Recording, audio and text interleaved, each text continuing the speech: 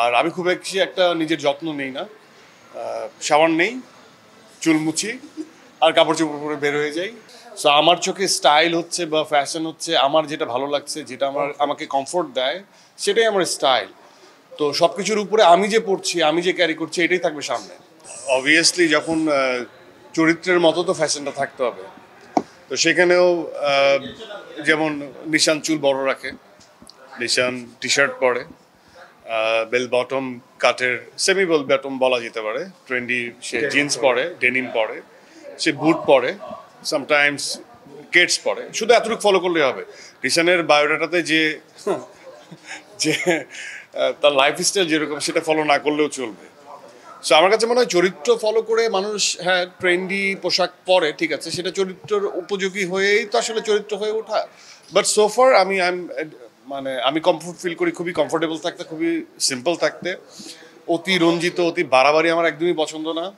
এই জন্যই কখনো রেড কার্পেট আমার হাঁটতে খুবই সবসময় অস্বস্তি লাগে। এবং সেখানে একসময় একটা প্রথা ছিল যে কে কি পরে আসলো সেটার উত্তর আমি খুবই দিতাম যে বঙ্গবাজার থেকে জিনিসপত্র পরে আসছি।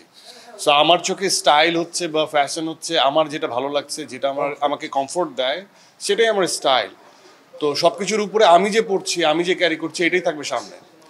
সো আমি কোথাকার কোন টি শার্ট পরছি এটা ইম্পর্টেন্ট না। আর আমার কাছে মনে হয় যে এটা খুবই আমার কাছে ছোটলেকি লাগে যে ব্র্যান্ড এক্সপোজ করা। বাট হ্যাঁ, অবভিয়াসলি আমার ব্র্যান্ড পছন্দ, ব্র্যান্ড লয়ালিটি আমার আছে, পারফিউমের ক্ষেত্রে আছে, গ্যাজেটসের ক্ষেত্রে আছে, ওয়াচের ক্ষেত্রে আছে, গাড়ির ক্ষেত্রে আছে। আর আমি খুব বেশি একটা নিজের যত্ন নেই না, শাওয়ার নেই, চুল মুছি আর কাপড় চোপড় পরে বের হয়ে যাই। এই না, আমার কাছে প্রত্যেকটা, যেমন আমি ঘড়ির হিস্ট্রি নিয়ে ঘাটাঘাটি করি। ঘড়িতে যারা যারা ঘড়ি কেনেন, টাকা হলেই একটা ঘড়ি কিনে ফেলেন।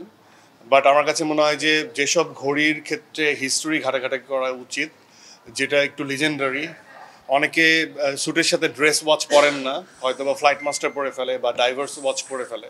সো ওগুলো একটু ঘাটাঘাটি করার ব্যাপার আছে, যে একটা ওয়াচ, আমি কোন ওয়াচটা, তার থেকে এরকম হাত শূন্য থাকা অনেক বেটার, ও মাস্ক এরকম হাত শূন্য থাকা অনেক বেটার।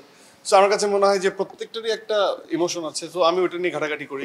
গ্যাজেটসের ক্ষেত্রে গাড়ির যেমন আমার পারফরমেন্স বেসড মডিফিকেশন খুব আমাকে ভাবায়।